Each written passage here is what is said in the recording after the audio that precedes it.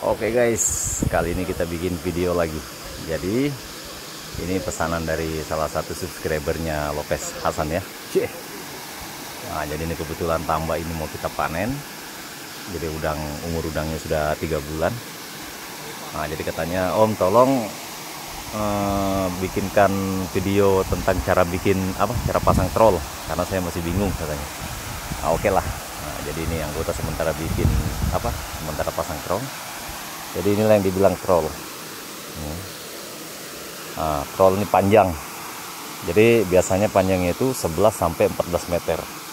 Panjangnya ini troll. Jadi ini ujungnya.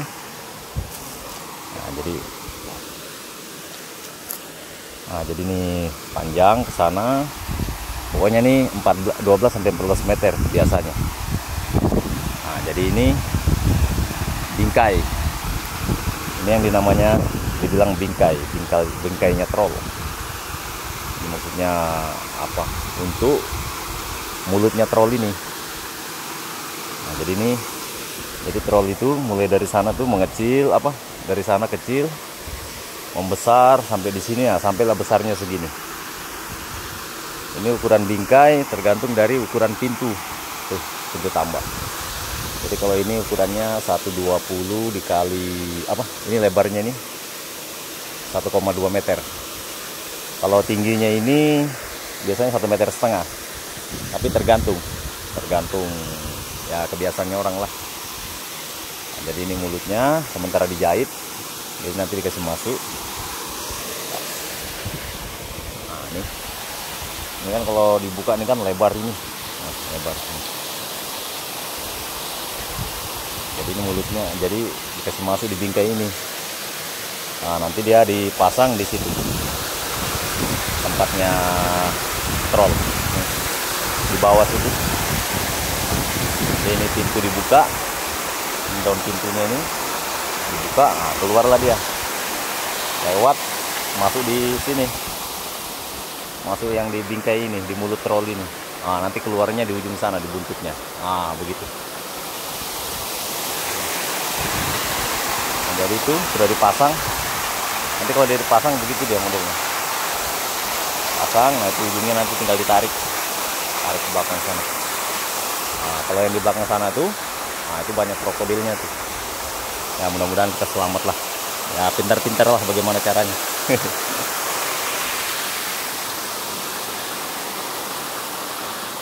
Jadi dia dijahit begini aja. Nah. Jadi ini trollnya, ujungnya ini dikasih masuk begini, nah, baru dijahit. Nah, ini. Nggak perlu pakai mesin jahit nih. Nggak perlu pakai mesin jahit. Jadi kalau ditambah itu ya pokoknya pintar-pintar aja lah. Kalau versinya Lopez Hasan begitu, jadi praktis. Langsung aja dijahit begini, nah ini langsung ditarik nanti, ini, tarik talinya, kencang.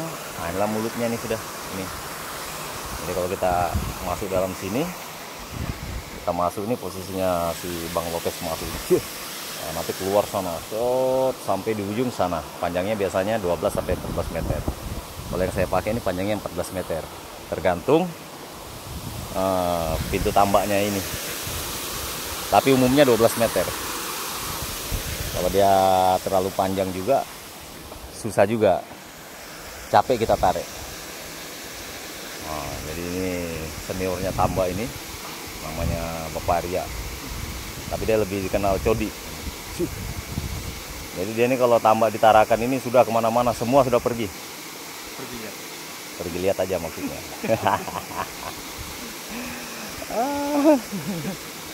Nah, jadi dijahit begitu aja kan, praktis. Nanti ketemunya di tengah sini, nanti diikat. Nah begitu. Jadi kalau zaman dulu tuh dia ini main paku dia. Jadi zaman dulu tuh ini dipaku, paku. Nah, nanti ujungnya troll ini dikasih masuk, baru dilipat begini. Itu zaman dulu. Bagus juga, cuma nggak praktis. Nara kala ini yang paling enak, praktis, cepat dan tepat. Jadi saya kira gampang aja ya. Kan banyak juga yang bilang itu udangnya enggak lepas kah? Ya enggak bisa lepas lah karena dia masuk di sini. Daun pintu dibuka, masuk di sini. Dia bagaimana mau lepas nih? Ini ada jaring ini panjang ini sampai di buntutnya sana. Nah, begitu. Jadi nanti kita lihat kalau dia kasih masuk di bingkai pintu situ. Nah, ini sudah diikat. Nah, diikat begitu aja. Oke, angkat.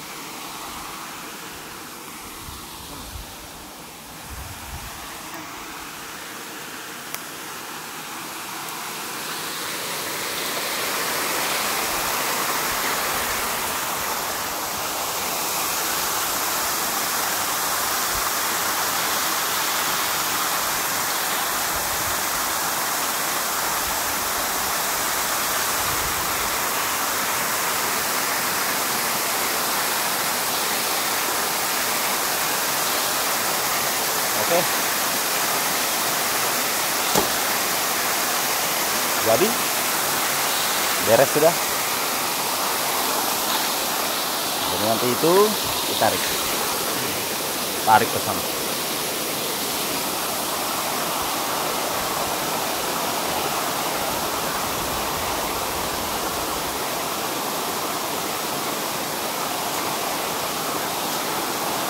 Kan jadi udang masuk di situ, jadi tidak bisa lepas.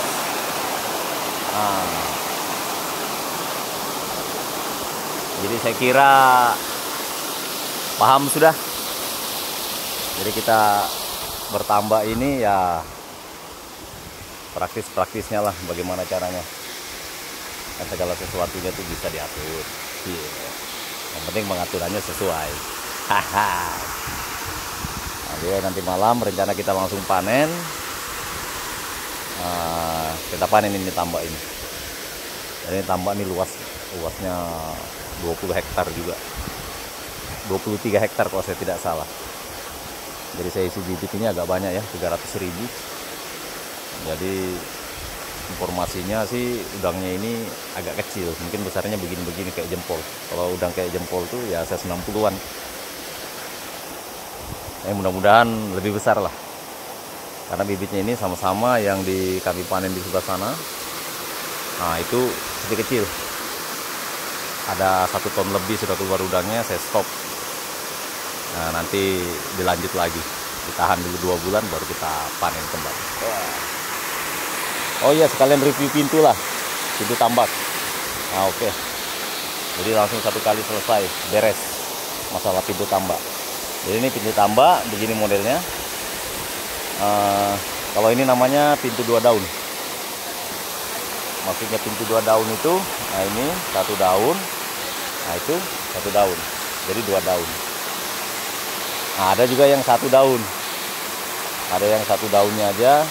Nah, ada juga yang di sini 2 daun, 1 2. Nah, di keluarnya ini 1 daun. 1 bingkai namanya. Nah, kalau ini 2 bingkai. Jadi tergantung selera lah, maunya yang mana. Tapi yang paling praktis itu yang begini, yang enak urusannya. Oke. Nah, jadi kalau pintu ini panjangnya keseluruhannya itu di dalam situ, itu namanya ada ekor dalam kalau kami bilang. Ekor dalam itu modelnya, kalau ini namanya ekor luar.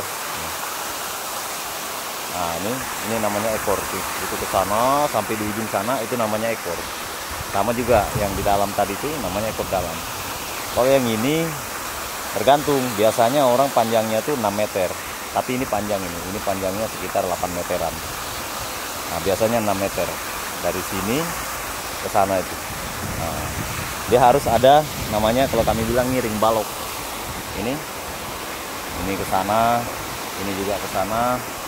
Itu ngikat sana, itu juga di ujung sana ngikat. Nah itu namanya ring balok. Jadi gunanya untuk bangunan ini supaya kokoh, karena saling berpegang dia. Nah begitu. Nah yang di dalam begitu juga, cuma yang di dalam sini ekor dalam dia agak kecil, agak pendek. Biasanya panjangnya itu 4 meter, itu paling panjang. Tapi umumnya orang dia 2 meter. Kalau ini yang saya punya ini ekor dalamnya tuh 2 meter lebih, 2 meter setengah kali. Nah, begitu baru ada ring baloknya ngikat juga ke sana. Nah, ini jadi ini pintu ini ada tempat sisir. Ini namanya tempat sisir. Nah, itu sisirnya sana coba lihat. Oke, pokoknya kita kasih beres nih masalah pintu tambak daripada bingung. Nah, ini namanya sisir. Jadi gunanya sisir ini supaya udang yang dari dalam tidak keluar dan kotoran yang dari luar tidak masuk. Nah, begitulah kira-kira. Baru ini ada namanya ini tempat daun pintu ini. Nah, ini daun pintunya. Namanya tempat daun pintu. Nah, terus biasanya dibikin juga ini cadangan. Ini namanya tempat daun pintu cadangan. Ini, sana. Di sebelah sana juga begitu. Jadi gunanya itu ketika yang di dalam sini treble, nah ini gunanya bisa sementara daun pintu cadangan. Nah, jadi ini dindingnya ini, badan pintu, dinding ini biasanya 4 meter. Tergantung juga orang, ada yang 6, ada yang 4, tapi umumnya 4 meter badan pintu ini. Nah, kalau ini dia 6 meter, tapi yang umum 4 meter. Nah, terus ini gunanya, ini namanya ring balok, palang. Ini, nah itu juga di bawah palangnya. Nah, itu juga gunanya supaya bangunan ini kokoh. Nah, kira-kira begitulah. Nah, kalau tingginya pintu ini tergantung lokasi ini, lokasi tambaknya. Biasanya 3,5 meter biasanya. Nah, 3 sampai 3,5 meter lah. Kalau yang 4 meter itu jarang. Kalaupun ada, paling 1-2 orang aja yang punya. Saya banyak tambak saya yang pintu 4 meter cuma 1 aja. Karena lokasinya dalam. Kalau lokasi dalam berarti pintunya harus dalam. Nah, begitu. Kalau ini nih sekitar 3,5 meter. Dia punya tinggi. Nah, jadi itu. Anggota lagi setting-setting. Chill. Oke. Oh ya, ini lagi. Ini namanya tambak tanggul darurat. Jadi sekarang ini musim air pasang tuh besar. Kadang air tuh masuk ke dalam tambak. Ini air dari sungai ini masuk ke dalam tambak, makanya dibikinlah namanya ini pematang darurat. Tapi nanti kedepannya ini akan dikasih penuh. Kasih penuh sampai di sini. Kira-kira begitu. Nah, macam ini sudah mulai dikasih penuh. Ini. Nah, kalau ini tempat panen darurat. Kalau tempat panen itu intinya yang penting kita tidak kena panas dan kena hujan. Nah, oke. Saya kira cukup untuk masalah pintu tambak. Jadi nanti lagi kalau ada pertanyaan dari subscriber, insya Allah saya bikinkan videonya. Oke, jangan lupa di subscribe dan share. Supaya channel Lopez Hasan ini lebih berkembang. Oke, terima kasih.